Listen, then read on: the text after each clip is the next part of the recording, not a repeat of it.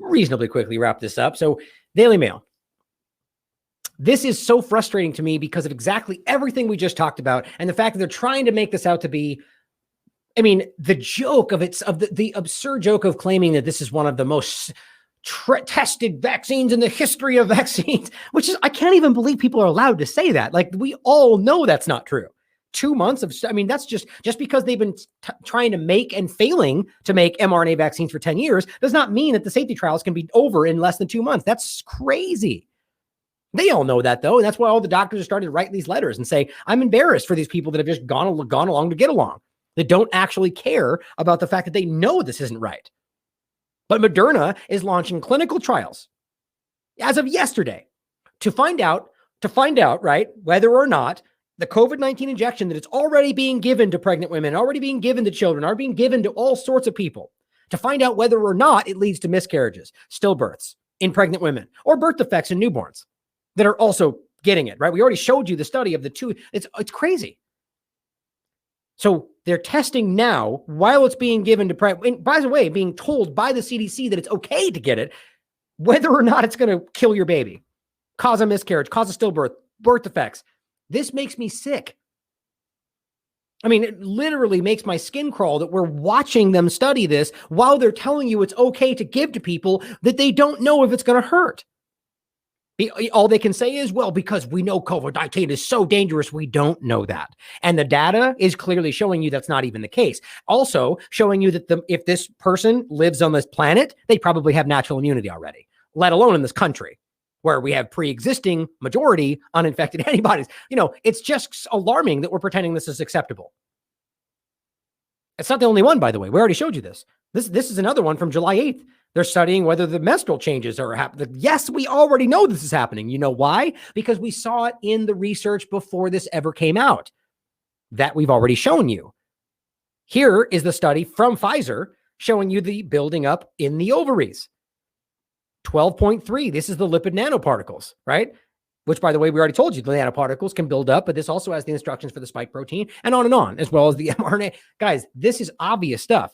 It's right there. The media just ignored it. This is directly from Pfizer. How about the other one we showed you? That's from Europa.eu, from Europe.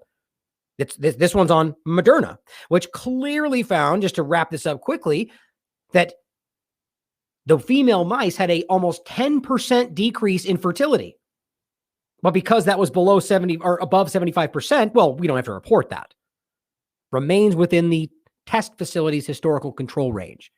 Don't you think women would want to know that control rats or that female rats had a 10% decrease in fertility after the injection? Don't you think that's a valid point to share? Yes, it is. Or the fact that the people, the offspring of the rats we're talking about had increased a number of fetuses. They had skeletal variations, extra ribs, wavy ribs, absence of, this is skeletal problems. These are very important things to find that people. So we don't, while we're, why they're studying whether or not these things are happening, stillbirths, birth defects, because it's happening, because they found it in the study before they gave it to people. And now they're following up after the fact so it can look like they did the due diligence.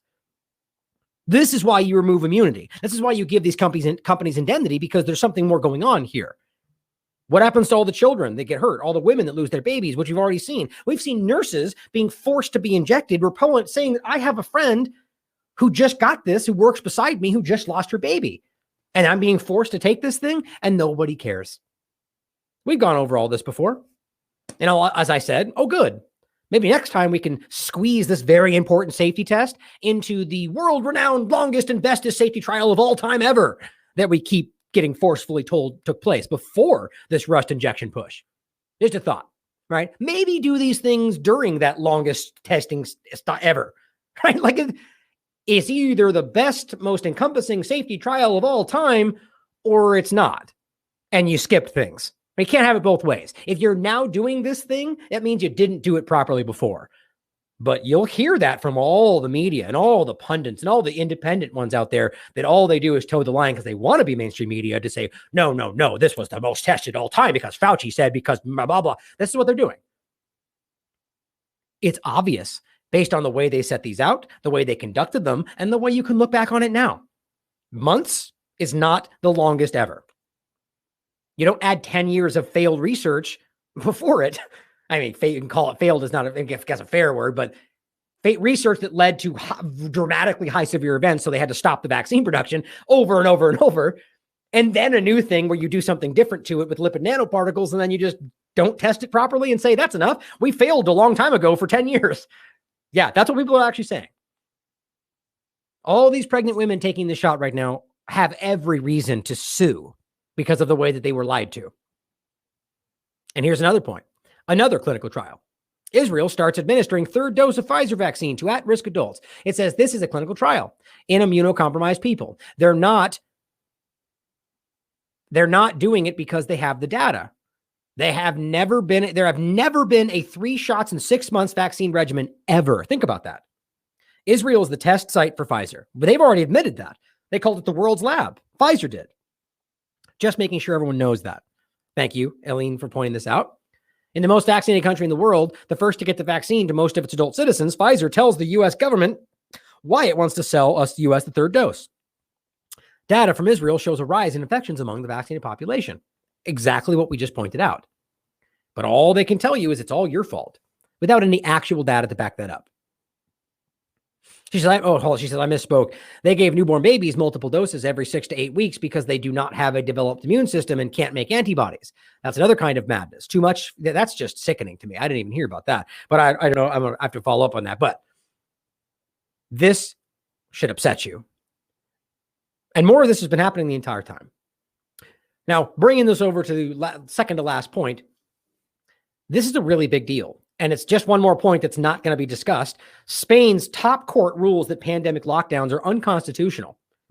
That's, I think, the third or fourth country that has ruled that way, or maybe second or third, I forget. But there's been a couple of them that have ruled because it is.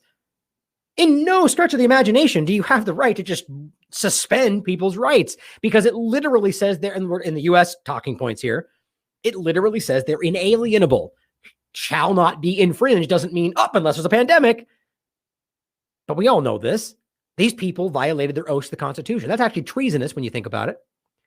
But Spain's court is saying, we know it's unconstitutional. But you know what? Doesn't mean it's not going to keep happening in Spain. We'll see what happens. But it's a huge deal. Now, the media is not going to tell you this because that goes against the narrative, right? But as I said, well, I guess that whole justice system in Spain is just a bunch of anti-science, fake news, conspiracy theorists. You see how dumb that sounds? Time to wake up, closet authoritarians. You were wrong. You can't keep saying that everybody who disagrees is all like anti-science conspiracy theorists. The entire court of Spain. It's dumb. It's really stupid and ignorant and it's reductive. Let's put it. It's a better way to put it. It's reductive. And they know that. And that makes it easier to sell your false narrative with a easily reductive. It makes it easier for people that don't want to think to just gobble it up. They're considering the evidence, and as a collective of a court are ruling that it's unconstitutional, but let's just dismiss that because they said here that it's safe, and we know safe and effective. Now, you know what? I actually thought, I don't think I was even going to get into this, but I'll just kind of point this out really quickly. All this is going to continue. That's one of the main points here. The